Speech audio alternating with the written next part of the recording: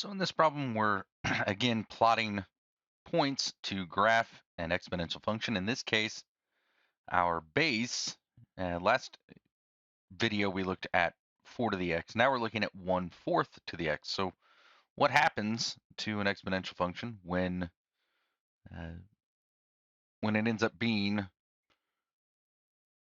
a base that's less than 1, or in between 0 and 1? What happens is that it reflects across the y-axis, which we'll see as we plot the points here with f of x equals 1/4 to the x. So again, I've gone through and made a table so we can plot some points, x values ranging from -2 to 2. The middle column, we figure out what f of x equals at that point. So f of -2 would be 1/4 to the -2, which equals 16. So our point is going to be -2, 16. At -1, we have 1/4 to the -1, which is just going to be 4. So our point is going to be -1, 4.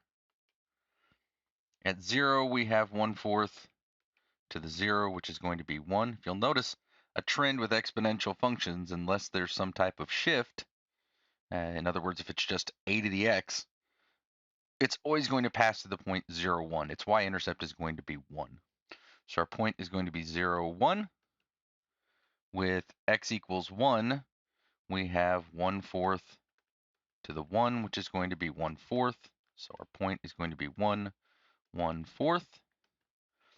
And at 2, we have 1/4 squared, which equals 1/16. And therefore, our point is going to be 2, 1/16.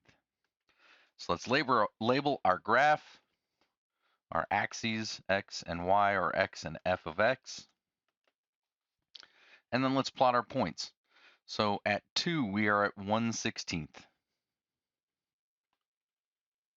At 1, we are at 1/4. At 0, we're at 1. At -1, we're at 4.